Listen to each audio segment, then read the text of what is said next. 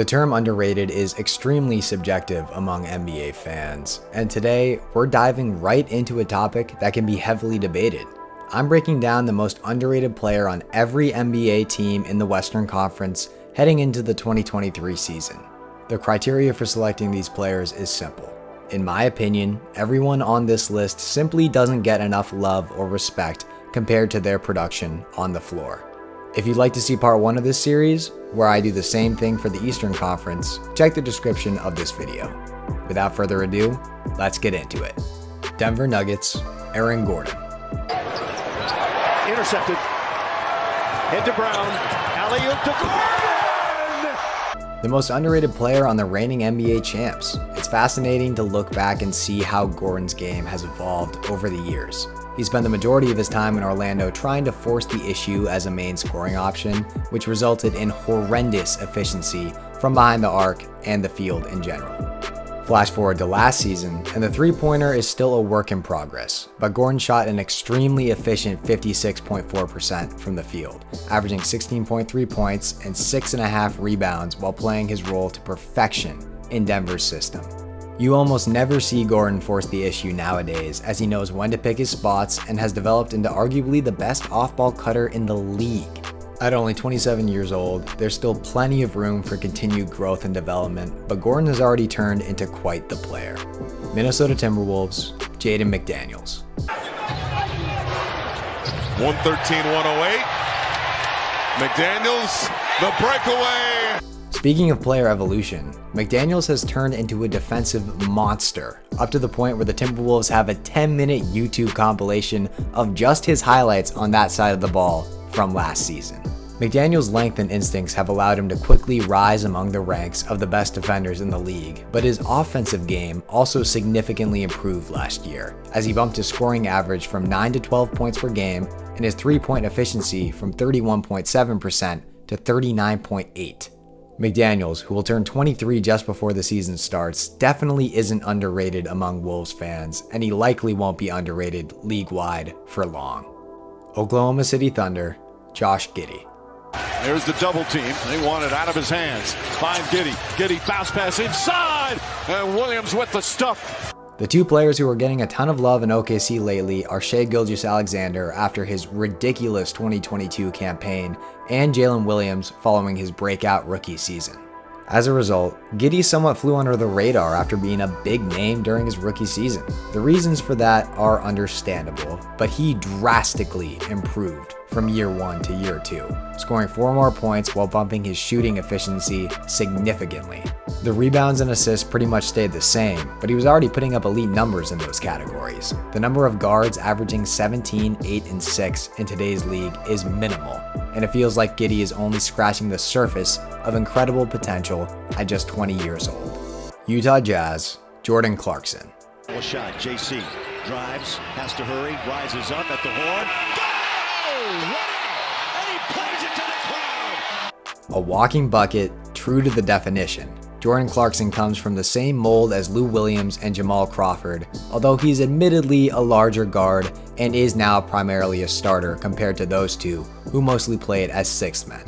Still, the resemblance between his scoring ability / method and theirs is uncanny. Clarkson is coming off the best season of his career, in which he averaged 20.8 points, 4.5 assists, and 4 rebounds. All the focus was on Lauri Markkanen's breakout campaign in Utah last year, but Clarkson was easily the second best player on that roster. He should pick up right where he left off in a few months. Portland Trailblazers, Anfernee Simons.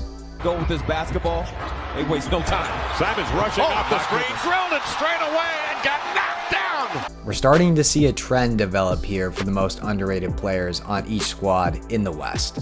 Most of the time, these guys are very talented, but for one reason or another, the spotlight isn't often on them. That's exactly the case for Simons, who has had to play alongside Damian Lillard in Portland and is now being upstaged by the presence of Scoot Henderson and, to a lesser extent, Shaedon Sharpe. Don't be mistaken though, Simons is an incredible talent. The 24-year-old averaged a career-high 21.1 points and 4.1 assists last year, while also shooting 38% from 3. The focus may not be on him in Portland right now, but something tells me that won't be the case at the end of the season. Sacramento Kings, Malik Monk. They'll be taking the ball out of bounds. You have to love the endless energy by Monk. On cue, Malik. The Kings skyrocketed back to relevancy last year, mostly thanks to De'Aaron Fox and Domantas Sabonis, but Monk was quietly one of the best sixth men in the league. He averaged 13.5 points and 3.9 assists in just 22.3 minutes per game, truly making the most of his minutes. For those who are wondering what that translates to per 36, it's pretty good, sitting just below 22 points per contest. Admittedly, the three-point shooting took a dip for Monk this year, but he was still a major factor in Sacramento's team success, and that will be the case once again this year. Phoenix Suns, Eric Gordon. His fingertips of Zoo. No, rebound goes to George. Gordon pulls from deep. It's good. If you watch the Eastern Conference version of this video, you know that I try to separate salary from this specific equation, as I believe there's a big difference between underrated and underpaid. However, every so often it has to be incorporated into my decision, and Eric Gordon is a prime example of that. He averaged 12.4 points per game between his time with the Rockets and Clippers last year, shooting 37% from three. Even at 34 years old, Gordon was worth far more than $3 million per year, which is exactly what he took to compete for a title with the Suns. Phoenix's roster is incredibly top-heavy, and Gordon is likely the fifth best player on the team. His production will play a vital role in determining how successful the Suns can be this season. Los Angeles Clippers, Norman Powell. Double in the corner. Crisp ball movement. Powell attacks. Oh my goodness! Hello, nasty! I was very tempted to go with Terrence Mann for this pick, but we've reached a point in the Clippers-Sixers negotiations for James Harden where it sounds like LA overvalues him. So it's hard for me to choose him compared to Powell, who I know the majority of NBA fans underrate. The biggest issue for Powell over the years has been injuries, but he managed to play 60 games last year and was a very efficient scorer, averaging 17 points per game while shooting just under 40% from three. When you have a top-heavy roster like the Clippers do, those mid-tier players are crucial, and Powell is one of the best in the league, falling under that category. Regardless of whether he starts the season on the Clippers or is traded to the Sixers, he's going to be a very valuable contributor. Golden State Warriors, Kevon Looney. On at 5. Clay for the lead. Long. Looney tip. No. Looney, yes! Looney, yes! It's genuinely hard for a Warriors player to be underrated because their system gets the best out of all their role players so consistently. That's exactly the case with Looney, but it feels like he still doesn't get nearly enough love.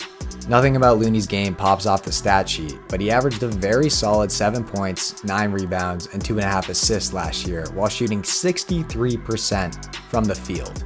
He definitely raised some eyebrows in the playoff series against Sacramento when he dominated the league's leading rebounder, Domantas Sabonis, on the boards, averaging a whopping 15 rebounds per game. Looney is the perfect example of a player who fits the system he plays in perfectly. He should never play for a team besides the Warriors, and hopefully Golden State realizes that as well. Los Angeles Lakers, Jared Vanderbilt. Game feel like a game. This is why you keep playing, Mark Jones. Oh, another spectacular bit of effort from Vanderbilt results in a brown bucket. Vanderbilt was extremely underrated during his tenure with the Jazz, and became slightly less so after landing with the Lakers, simply because he was constantly in the spotlight, but he's still not respected enough across the league. Vando is the perfect example of a player who can't be defined by their production on the stat sheet. While he still put up a solid 7 points and 7 rebounds per game, you really feel his impact on the defensive end. Vanderbilt is 6'8" with a 7-foot wingspan that allows him to hound ball handlers, but he also has the agility of a guard. It's a deadly combination that has made him one of the most effective energy players in shorter bursts, which is a role he plays to perfection for the Lakers. Memphis Grizzlies, Brandon Clarke. Jones for Memphis. Morant. Clarke puts it down hard. The Grizzlies lost Clarke to an Achilles tear last year, but before that, he was another one of those elite hustle players whose stats don't tell the full story. Now, don't get me wrong, the stats were actually quite impressive, as Clarke averaged 10 points and 5.5 rebounds in fewer than 20 minutes per game. Assuming he can regain most of his pre-injury form, he's an elite athlete who has the versatility and quickness to guard 3 through 5. The Grizzlies were missing key production out of their role players last season, and it was one of the many reasons they came up short in the playoffs. Getting a high-level impact player in Clarke back this year will do wonders for their depth and overall success. New Orleans Pelicans, Herb Jones. It's like that bad call has woke Jonas up. On Herb, not on Herb. He's got Devontae, and one is right. Speaking of players whose production goes way beyond the stat sheet, we have yet another one of those guys in Herb Jones, who was rewarded with a nice contract from the Pelicans this offseason. It was a tight call between Jones and Trey Murphy for this pick, but the latter was so unbelievably hot for multiple stretches last year that I think people started to catch on to just how talented he is. At 6'7" with a 7-foot wingspan, Jones is one of the most versatile defenders in the league. New Orleans loves playing him as a small ball 5, but he's also proven to be capable guarding point guards, which makes him a rare talent on that side of the ball.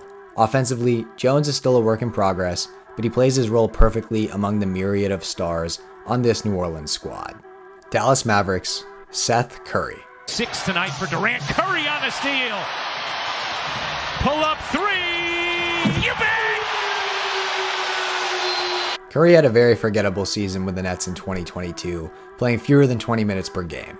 That said, the numbers were still solid in that decreased role, and he remains one of the best shooters in the entire league. This offseason, Seth signed a deal to return to Dallas, where he had a ton of success back in the 2019-2020 season. The Mavs traded a ton of key depth to Brooklyn for Kyrie Irving, so Curry will be a key factor contributing offensively alongside Kyrie and Luka Doncic. The 32-year-old is at his best working relentlessly off ball, just like his brother. At this stage of his career, he's not going to go crazy on a nightly basis, but he's perfectly capable of being a game changer for this Dallas team in desperate need of perimeter shooting. Houston Rockets, Tari Eason. 20. Look at Tari Eason! Oh, he's stolen away from Van Carroll. Here comes Tari. Oh, the Rockets have quite a bit of young talent, and with so many big names suddenly in Houston, Eason is flying under the radar to an extent. The 22-year-old put together a fantastic rookie campaign last year, playing all 82 games while averaging 9.3 points and 6 rebounds per game. Eason has a similar build as a couple guys on this list, with a 6'8" frame and 7-foot wingspan that allows him to project as a potential all-defense guy later on. The Rockets have a lot of offensive talent, but they've certainly been lacking production on the other side of the floor lately, so his abilities are much needed there. The former 17th overall pick flashed quite a bit in Summer League, so look for him to step into an expanded role this upcoming season. San Antonio Spurs, Devin Vassell. Corner Sohan back to Vassell, 7 on the shot clock. Vassell steps away from Caldwell. Oh, what a shot! Not a lot of casual fans know about Vassell, which is understandable because not a lot of people were watching the Spurs last season. And now with Victor Wembanyama in the equation, he's all people are going to focus on in San Antonio this year.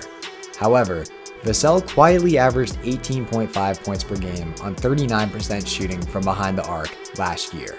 It took some time for the former 11th overall pick to get there, but San Antonio has arguably the best developmental system in the game, and he's just another example of that. Injuries were a concern for the young wing last year, as he only played 38 games. However, as long as he can stay relatively healthy this season, he should be a perfect perimeter complement to Wemby.